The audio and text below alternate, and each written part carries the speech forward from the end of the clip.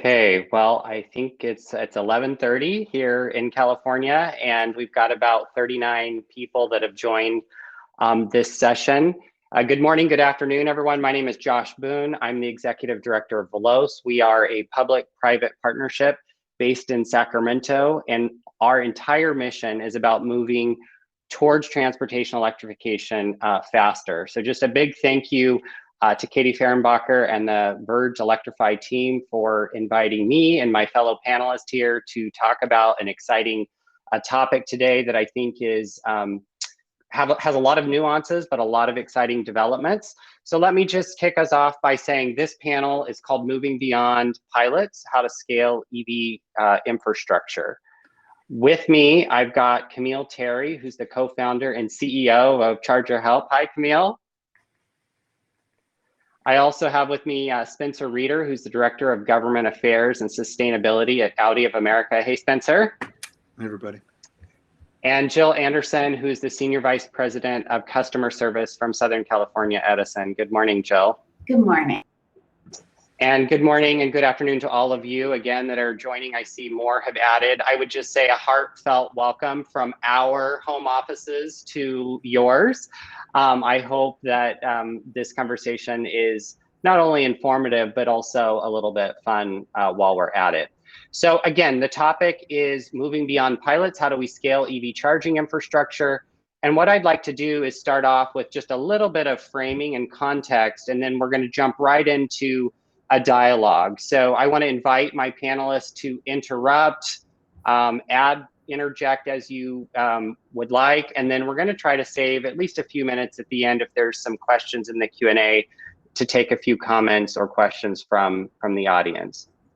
So for those of you that are just joining us, we're talking about scaling ZEV infrastructure, specifically charging infrastructure. You know, in our view, you know, EV charging infrastructure is one of the final remaining barriers to transportation electrification. And this panel is all about scaling charging with the goal of meeting the needs of EV drivers, because at the end of the day, that's what we've got to do to really move this market. So, you know, today we have an exciting network of national and state chargers, but somewhat scattered. And on the call today, you know, we've got many charging providers who are represented within the VELOZ membership. So Southern California Edison, of course, EVgo, EA, NLX, Greenlot, SemaConnect, Flow, and others. And all of these folks are really working to really patch together a really robust, reliable, redundant network so that drivers can move throughout not only the state of California, but across the country with ease. So while all of these charging providers are doing an amazing and phenomenal job, we really need to kind of think about how we scale in a massive way in order to meet the oncoming demand. I think we're all aware that Governor Newsom back in the fall of last year announced a 2035 goal of 100% EV sales, specifically for the light duty sector. And then we've got a lot of exciting plans coming out of the federal Biden administration. So many organizations as VELOZ and as I talk around the EV space, you know, feel that 2021 is the year that companies will seriously need to scale up their charging networks. So there's a lot of excitement in the space. There's a lot of hurdles that remain in terms of business models. There's issues around interoperability, and we certainly need to kind of continue to solve for customer ease of use. So kind of with this framing, what I want to do is just jump into our questions. So let me start with this, and hello to all of you that have joined us from Virginia, Raleigh, Pacifica. It's exciting to see the diverse locations represented in the chat box. So VELOZ's own EV sales dashboard indicates that we have just over 73,000 public and shared private chargers in California through the first quarter of this year. And of course, we have a goal of getting to 250,000 by 2025, and that's just 4 years away. So what I'd like to ask our panel members to do is if you could, in a couple of minutes, briefly describe the role that your company plays in charging infrastructure. Let's start with you, Kameale. And since attendees maybe aren't quite as familiar with ChargerHelp, please feel free to give a little background on the services that ChargerHelp provides. Welcome. Awesome. Thanks so much, Josh. So at ChargerHelp, we are putting people and charging stations back to work Prior to this role, I had the opportunity to work with one of these network providers that were installing stations all throughout the US and honestly the world. And just really saw that when the stations went down, when it wasn't an electrical issue, when it was a communication or vandalism issue, or even just cleaning up the stations, as an industry, we didn't have a workforce in order to take care of that. And that's really where the ideal of ChargerHelp came from. It was saying, hey, as we decentralize fuel, over time, we're going to need people that are going to be readily available to immediately go out and fix charging stations when they have issues. But most importantly, just make sure that the entire infrastructure is properly functioning. And so that's what we're doing at ChargerHelp. We have contracts all over the United States, and we hire locally to give people equitable paying jobs. I'm super excited to be here to be a part of the conversation opportunity. Yeah, I love the energy, Kameale. Thanks. Maybe we can move to you, Spencer, and just give a little background on your role and the role that the company plays in terms of charging infrastructure. Yeah, I mean, obviously for Audi, the most important role we serve is to bring vehicles to market. In fact, without dwelling too much on the vehicle side, because I know this is about infrastructure, by the end of 2021, Audi will have more plug-in vehicles in the market than any other automaker. So, this isn't about what we're doing 3 years from now or 5 years from now. This is what we've actually committed to a number of years ago. And by 2025, a full third of our new car sales will be a plug-in vehicle. That's our target by 2025. So we've got some really aggressive near-term goals. And because of that, charging today has taken on a prominence for us because we've got a lot of vehicles out in the marketplace. We didn't have that bespoke dedicated network like Tesla did, to their credit. So for our drivers, we are relying on home charging, on workplace charging, on the network that Electrify America is building out. And so I'll talk a little bit about this later as we get into the conversation, but we've been trying to make sure to meet our customers where they are right now, given the realities of the charging network. And so I'll talk about a little bit of the special programs that we've developed to basically carry people through this transition stage to where we all want to end up, which is a very robust, dense network of home, workplace, and public chargers that meet all the different scenarios that the variety of drivers will have out there. Yeah, that's great. Thanks, Spencer.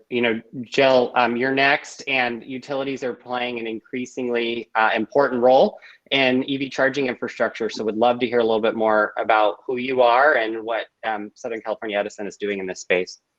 Thanks, Josh. So Southern California Edison, we're the utility serving 15 million people here in Southern California, and we are committed to advancing vehicle electrification, all electrification as part of our vision for helping to make a carbon-free future for our customers and the communities we serve. SCE has the largest electric vehicle programs in the country of any utility. We're focusing both on the passenger, the light duty, making sure that the chargers are available and accessible, the infrastructure that's necessary for those chargers to work for everyone that we serve. And also we have a very large medium and heavy duty vehicle programs, because certainly here in Southern California, we're highly aware of air quality issues, and we want to make sure that as we're advancing electrification, that we are electrifying all of the transportation sector. And so these programs are huge. We are installing tens of thousands of chargers across our service area in the next couple of years, and making sure that those are going into disadvantaged communities as well, making sure there's access to people who might not own their own home but might be renting or in a multi-family living situation. So that is how we think about charging. It's really about making sure that they're available to everyone, that they're accessible, and that it's affordable. Yeah, that's great. Maybe let us move on to our next question. Time is going quickly. I think most know that Governor Newsom has proposed, at least at the beginning of the year, a $1.5 billion ZEV infrastructure and ZEV technology budget. And I think most recently in the so-called California May revise, that's been moved up to about $3.2 billion. So exciting times. The Biden administration, as part of the American Jobs Plan, is also proposing a large amount of money for charging infrastructure nationwide. So In your view, what is the best strategic use of this funding? And maybe I can start with you, Jill, and then we'll go to Kameale and then Spencer. Yeah, I mean, we're certainly very encouraged by all the investments that we're seeing at the state and at the federal level. Given that, there's a lot of programs that have already been developed locally, I think one opportunity with this kind of funding is to think more interstate, what kind of investments are needed so that customers can be comfortable traveling longer distances, and also making sure that we're filling the gaps and providing opportunities that are equitable, that's available for everyone. So I think those are areas that we're hoping to see some of this money go towards. Great. Josh, we're really excited to see workforce development. For me, I didn't even understand how the environment impacted my health and the health of folks around me until I got a job at a clean tech company. And I'm from South Central Los Angeles. And so we're surrounded by freeways. We're heavily impacted by the air quality, but it really took having a job and feeling to be a part of this green new economy that I start being like, oh, okay, like how am I, being more sustainable? How am I helping to reduce green? For us, we think that the biggest thing that we can do is to have money sanctioned for workforce development. In two spaces, not just in installation, but also in maintenance. Because we believe that is the best way to help with EV adoption. And it's a great equitable way to go about doing it. Yeah, that's great. Yeah, I wouldn't add a lot more to what Jill and Kameale just said, because I think those are key. I would just say, what's going to be critical to success is that this is a holistic approach. So there isn't just sort of like, here's the top priority, let's throw a bunch of money at fill in the blank, whatever that thing is, because I think regionally, even within an individual state, you're going to have such a diversity of needs to be successful. Is it the underlying infrastructure, the make-ready work that has to be done by utilities? I mean, in some places, there'd probably be a lot of that that needs to occur. Some jurisdictions are probably well-positioned already because of prior investment. So I think having this sort of flexible menu of things that you have to consult to build out a successful charging deployment in any particular jurisdiction is going to be critical, rather than just, here's the way, you've got to do this. I think providing a little bit of that place-based prioritization based on the actors in that particular jurisdiction is going to be key, because if you don't allow some flexibility, you could actually be force-fitting in a solution that's not appropriate. Yeah, that makes a lot of sense. I think a lot of folks, see funding opportunities and they think, okay, let's just throw more money at charging infrastructure. And certainly money is helpful. I think we all know that. And certainly a strategic plan is helpful. And you've begun to each answer this question, but beyond funding. So whether the 15 billion comes through from the federal government to fund the so-called 500,000, national chargers or not, I think, time will tell. But beyond funding, like what are the top, 2 to 3 barriers to moving charging infrastructure beyond pilots in your view? And just to be clear, the frame and tone of this conversation is to recognize, in all honesty, that there are some barriers, but they aren't so large that we can't overcome them. So really, we're trying to drill down to understand what are those things that we need to kind of kick out of the road that are going to be really thoughtful and strategic. And again, you guys have begun to address them, but let's hear some more thoughts on what you think some of those top barriers might be. I can start, Josh. So, I would say first, we've been doing pilots for many years, and we're at the point now where we're beyond pilots and we already are starting to scale. And some of the things that are obvious to us at this point is, really the resource that's in shortest supply right now is time. We have so much we need to electrify between now and reaching our goals at 2030 and then 2045, that we have to move faster. And so even when the money's available, sometimes the permitting process takes longer than the customer was expecting, or even the customer acquisition itself, right? Someone put in the chat, I see from the audience, about customer education and making sure they understand how to do this. So right now, I think we're all in this race against time, and the money is critically important, but we also have other kinds of just process and customer outreach barriers right now. Time. That's it's hard to buy time, but good point. Yeah, and I think for me, it's quality assurance, right? I think Mm. that when you start throwing money at a lot of stuff, you get a lot of people that want to participate. But the biggest risk we have here is to allow folks to come in to do infrastructure or to partake in this, and then there isn't a level or a standard of quality assurance. And it's more than just, you know, having a nice product. If mass adoption has to happen with good quality stuff. No one's going to switch from a gas powered vehicle, switch to an EV, go to a charging station, and they can't receive a charge. Right. So no one's going to do that. So I think for us, it's like, what is the standard for O&M maintenance? Right. And how are we going to be holding, are we holding utilities, you know, responsible, Jill? Are we holding, like, who's going to be responsible? Right? Are we holding the city responsible? If it's not owner operator, are we holding the site host responsible? Because one thing I do know is when I had a gas powered car, I never remember pumping gas. However, when you talk to a lot of EV drivers, they remember it because it wasn't the greatest experience. And I always talk to our customers who are, you know, the manufacturers and networks of the world. We say, create a product. Either it's going to be experience that I remember, or it's going to blow them away, right? We're going to bring the future to them. And so that's my little soapbox, Josh. Yeah. So Kameale, while you're on that soapbox, you know, audience tend to love to hear feedback from real people, real drivers, real experiences. Do you want to elaborate a little bit on what you hear in terms of folks interacting with charging infrastructure? And specifically, I'm asking, like, what do they want? What do they want fixed? What do they want to work well? What are you hearing from people? Yeah, for so many folks, it's really the communication of the charging stations. We've done this, you know, smart infrastructure, and sometimes drivers, and we hear this from drivers and even site hosts, where a driver will get on site and, you know, maybe it's a delay to start, right? Or there's some type of issue with them actually receiving a charge. That's been a huge issue for a lot of the EV drivers.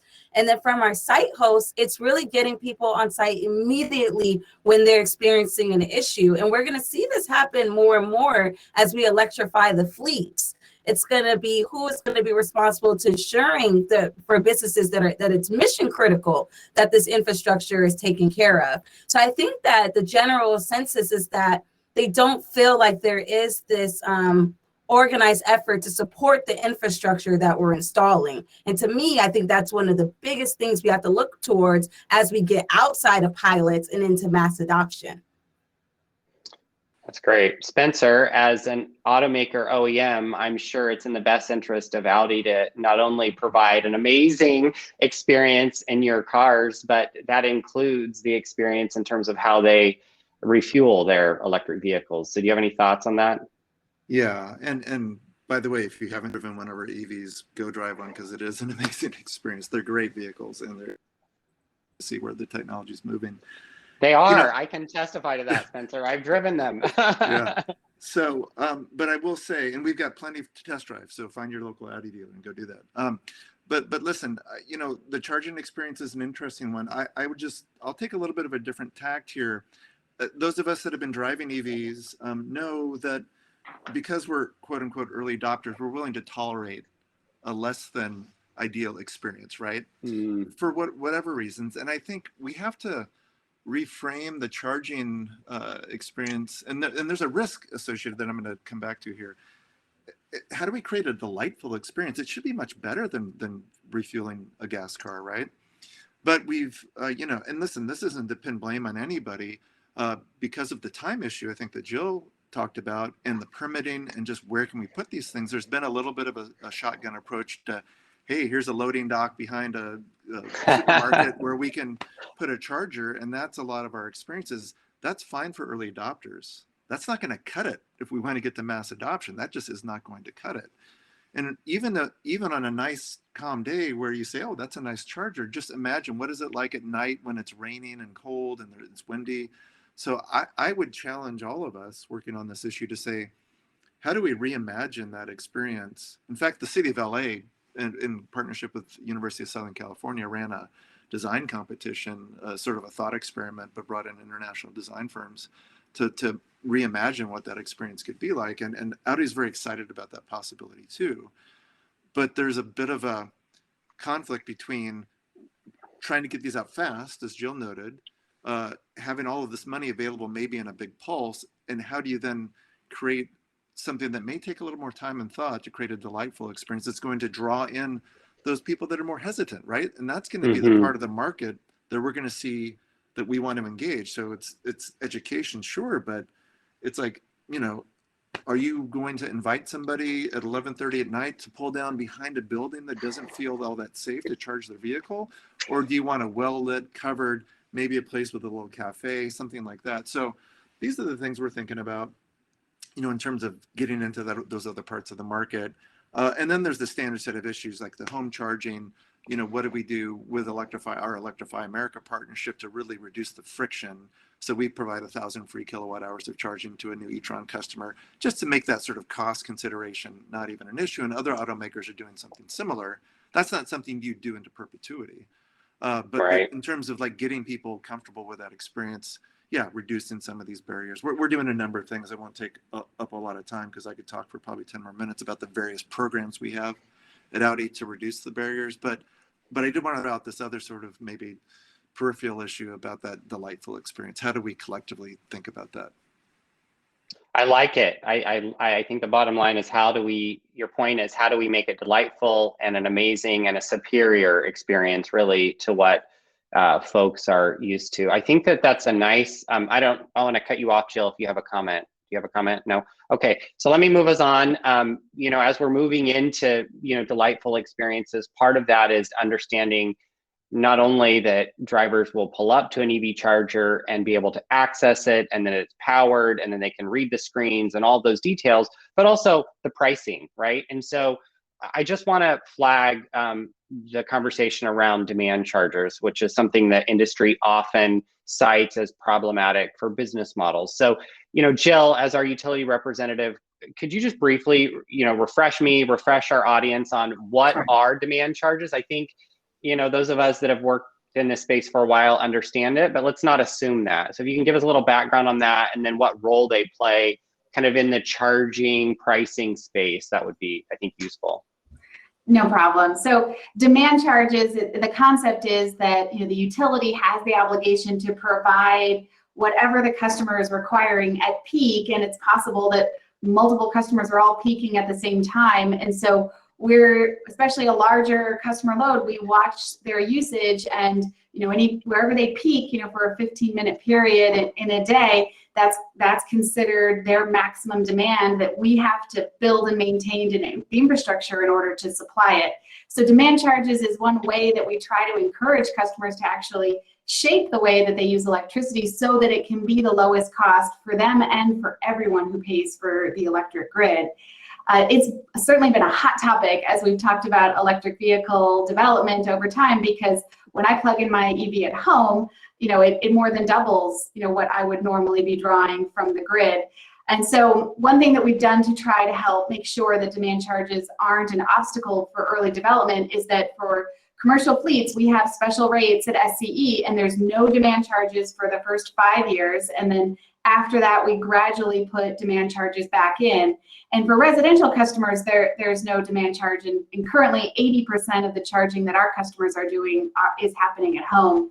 But it's really important that we don't look at demand charge as an obstacle, but look at it as an incentive so that we have managed charging. We don't want to have to overbuild the whole grid in order to supply everyone charging at the same moment. We would rather, you know, be able to make sure we're maximizing the use of this investment that customers have already paid for. So we're really, you know, focused on time of use charges, you know, pricing, so that we can be having customers use electricity at the time of day that it's the cleanest, and electric vehicles should be right in line with that as well. That's great. Any other comments, Kameale, Spencer, on demand charges? Not everybody's favorite topic.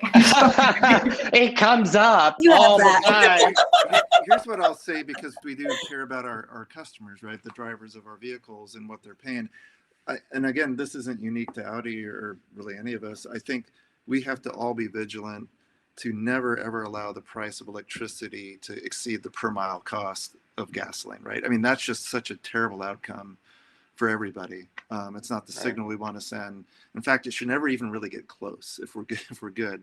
And so, in as much as demand charges make that a challenge, which it does, I think that, you know, again, it requires this collective wisdom to tackle this issue. And it can't be part of the conversation, right? It just works against all of the things we're working hard for. I think that's so important, Spencer. And in fact, what should happen is as more people are charging, as there's more electrification, the unit price of the grid, which is a fixed cost, should go down for everyone. So, you know, there's going to be a period here as we're making a lot of investments and we're recovering things in rates, but overall, everyone benefits when more people are using electricity. So it should lower the cost long term.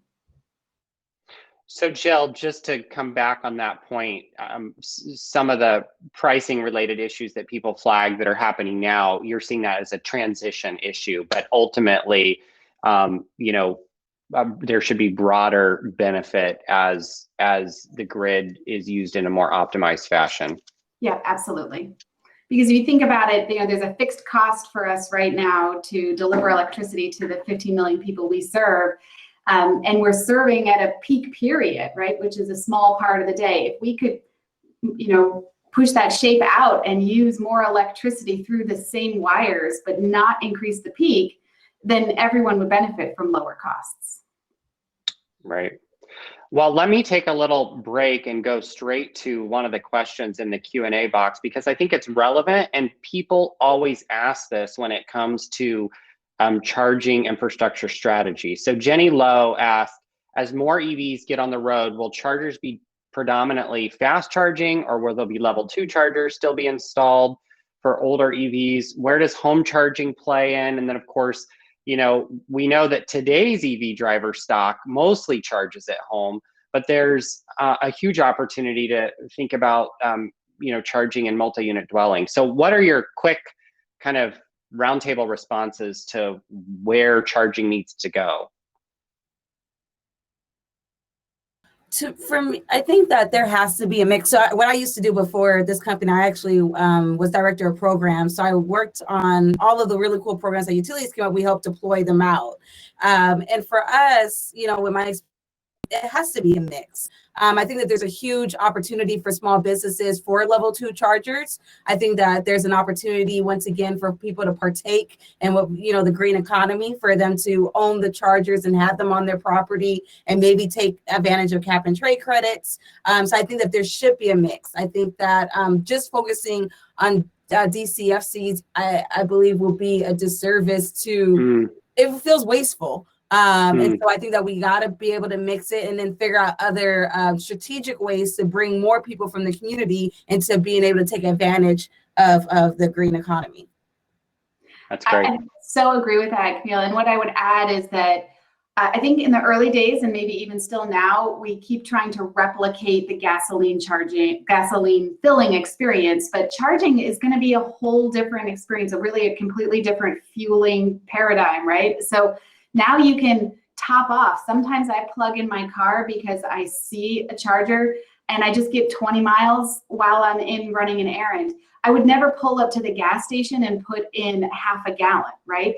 So the whole concept of how do you keep yourself fueled or keep yourself ready for whatever that next leg of your trip is going to be different. And that's how this mixture of at home, away from home at level 2, I think DCF, you know, fast charging is necessary, but I don't think it's the obstacle that's going to prevent scaling. We need it in certain, you know, interstate long haul kind of locations, but I don't need a fast charger in my neighborhood because I'm going to charge at home. So I think it's that mixture and also helping people kind of change their mindset. You know, it's not a gas station. So that's a good point, Jill. I'll provide maybe just a little bit of a provocative, like, counter response a little bit, just because, you know, we hear from a lot of drivers, obviously. Provoke away, Spencer. And let me first say, I think a diversity of chargers, as Kameale said, is absolutely critical. But I think to have a productive conversation on this topic, you have to really talk about the use case specifically, because it really is going to depend. There's still a psychology, and we know this from surveys that we've seen, we've conducted ourselves and others, that the psychology of the edge case for a lot of drivers, and by edge case I mean that trip you take 2 or 3 times a year to a relative's house that maybe is 3 hours away. If you don't have that fast charging experience or opportunity, there's a psychology that persists as a barrier. In reality, the day-to-day, yeah, level 2 DC fast charging is some combination thereof between home, workplace, and maybe at places you frequent, a store, a coffee shop. You know, those things all will sort of factor into people's reality as they figure this out.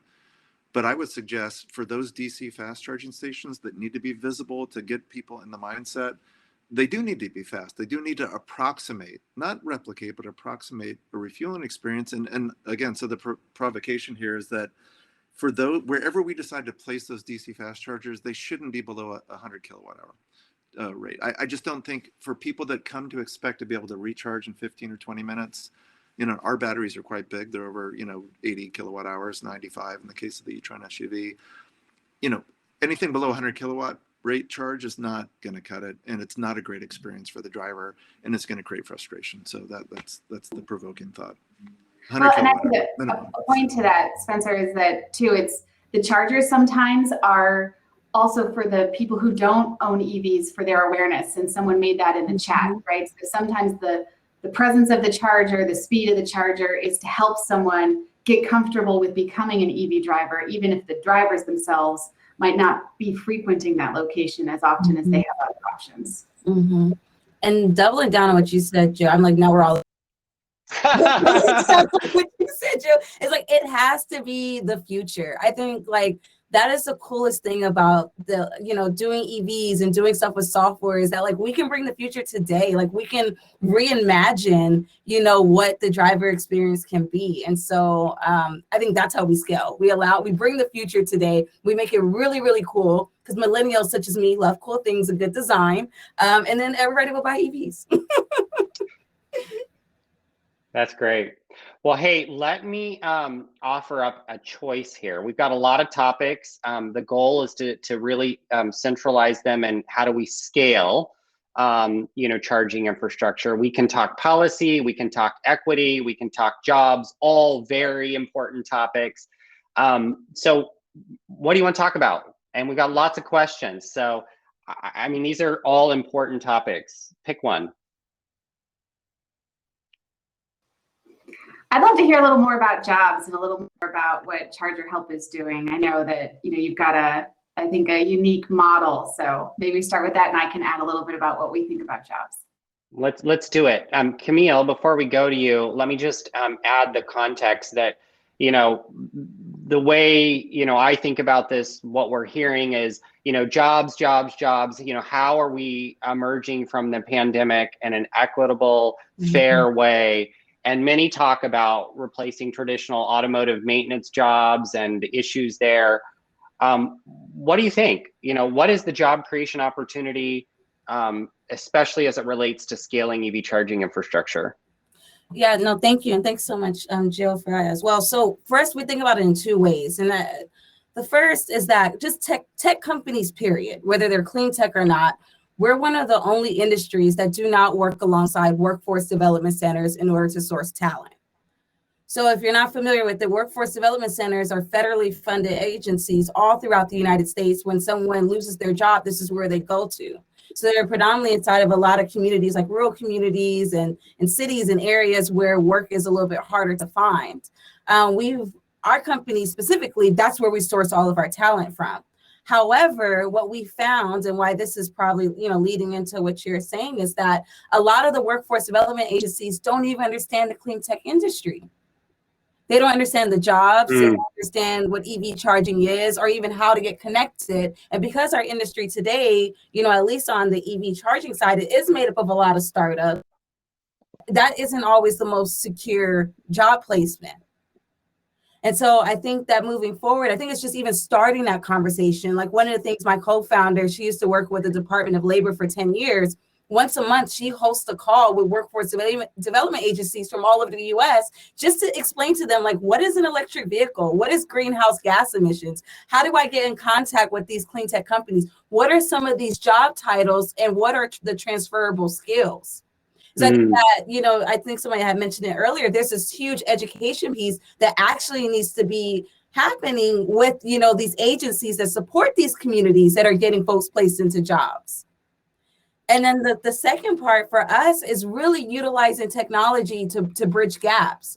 When I actually started to work with Lacey, volunteering, teaching people how to fix charging stations, because when charging stations used to break in LA, I would go out and fix them. That's how I learned how to do it. Like, if I can figure this out, y'all, like literally anyone can. And so it's the see one, do one, teach one theory, right, Kameale? So I would, go and train people, but then we couldn't get them placed in jobs that some companies were requiring that our technicians had 5 years experience of EV maintenance. I can't even tell you what EV charging station has been in the ground working for 5 years, right? And so it's also, for us, we utilize technology to bridge the technical gap. I don't look for someone that comes from an engineering background. I look for soft skills. Are you a problem solver? Can you empathize with a site host or an EV driver that's really upset? And then we use our mobile app and platform in order to guide the technician through to what to do. So just to summarize, I think there's a huge education component that has to happen with the current infrastructure that places people into jobs.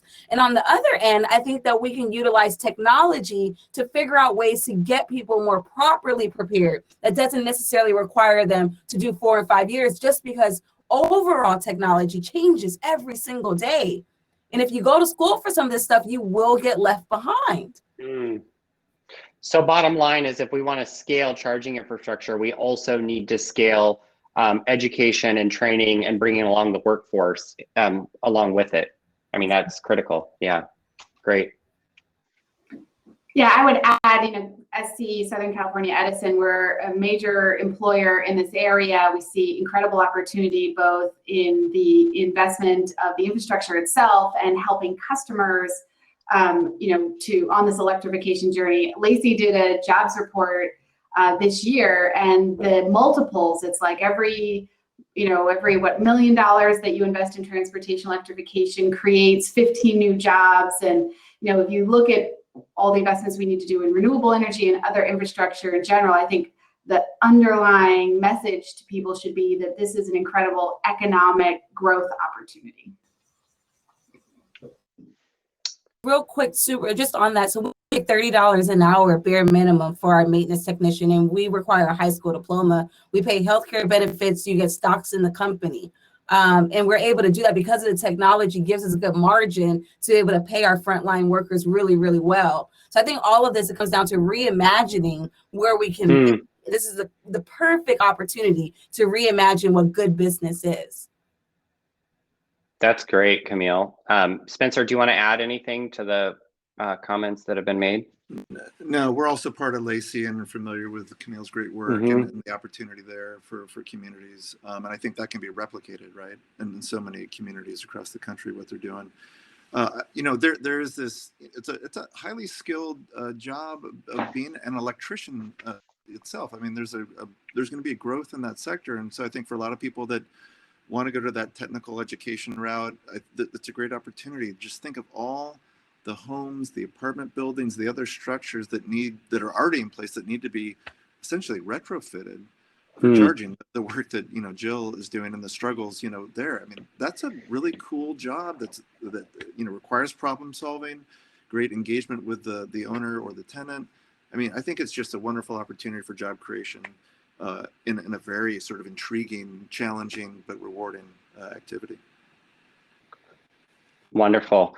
Well, hey, you know, we've got about 6 minutes left. I can't believe we're already at that point.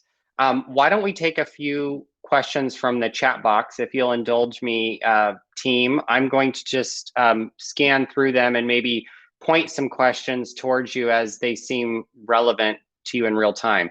So I'd like to start with the question for you, Jill. How will the electric grid be able to handle the EV transition? More EVs will be on the road, as well as much needed charging infrastructure will need to be built out. Yeah, we are very focused on that at SCE. We've put together, we call it Pathway 2045, which is our vision on how do we accomplish these really important clean energy goals and how do we do it in a way that's affordable?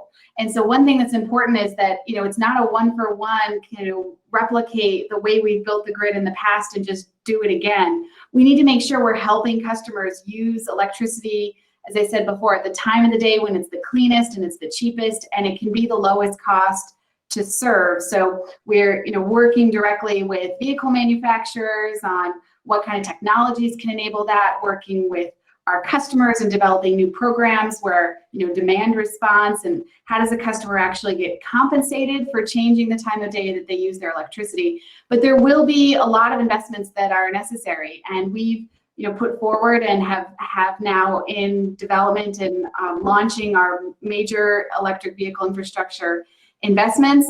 And we've demonstrated that that can be done with a positive cost benefit to the customers, because, you know, everyone will benefit while we electrify. So it's not, I'm not trying to minimize it. It's going to be an incredible amount of work, but also great opportunity for us and for all of the customers that we serve. Great. The next question is from Joey Bono, who specifically mentioned you, Kameale. So let's see if you're interested in taking this question. It says, please speak to how EV charging site hosts, particularly retail locations, can benefit from adding or hosting chargers on site, and how successful pilots can be utilized as a case study. Yeah, from my experience, it's been the best for the local community, especially small businesses installing EV infrastructure. They benefit from the pilot because a lot of the pilots we're seeing, especially this work with Charge Ready, that a lot of that cost is covered. Right. And then the really neat part is that you'll get partnered with a network provider or a manufacturer that's been already vetted by a SCE or the utility. And then you usually have a really good working relationship just so you can get more educated about the benefits. But I think that it's the best way for a local community to not only help EV adoption, but also benefit financially from having the infrastructure, specifically in California with the cap and trade credits.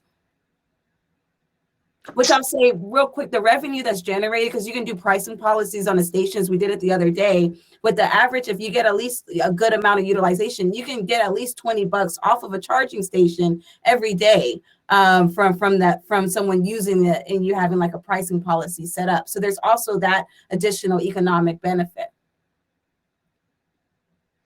Great. This question isn't directed to any one particular person, so I'm just going to read it. Maybe one of you can volunteer.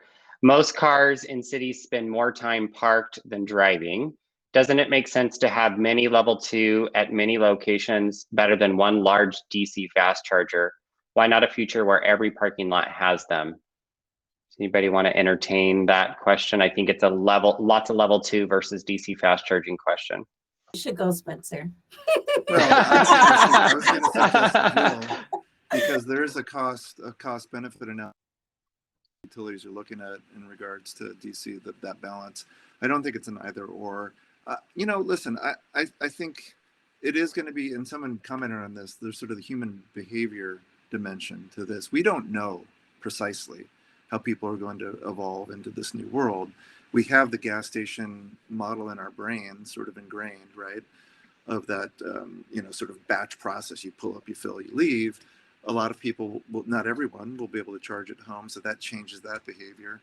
So I don't, listen, anyone that says they know is wrong. I don't think any of us know. So we just have to keep our eyes open and observe behaviors, get data. The utilities are going to think it'd be a great resource of data. You know, Jill, I just invite Jill to say, you know, is it feasible to have a proliferation of level 2 everywhere versus a few strategically placed DC fast chargers, and what that balance is? I don't know what the balance is. Yeah, at the end, we want to build infrastructure that gets utilized, because everything we build, our customers are going to pay for. So we want to make sure it's not just a matter of convenience for convenience sake, but it's as convenient as necessary for adoption, and then it is utilized, because you don't want to invest in all of this and end up overbuilding, because that's going to raise the cost of electricity, right? Too expensive. It's going to be hard to compete with gas. So we need to do it right, and it's hard to predict. And I think you're correct.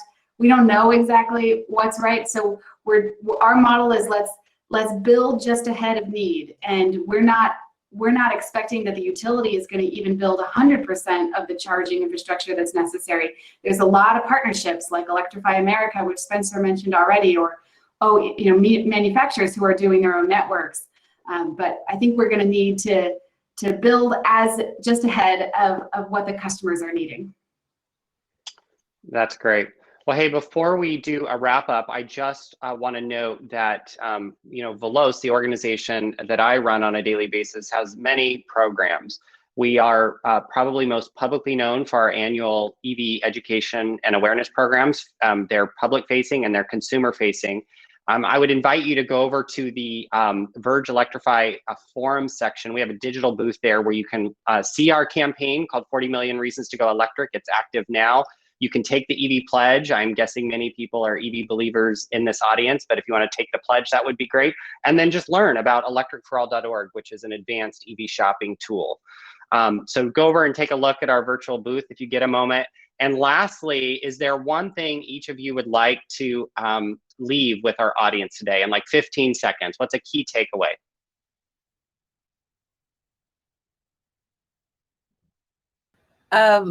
I think that we can all reimagine the future. I love that word. That's great. Maybe I'll go back to, remembering our most precious resource is time. So let's make sure we don't make perfect the enemy of the good enough, and we start launching with the expectation that we'll adjust as needed. Great.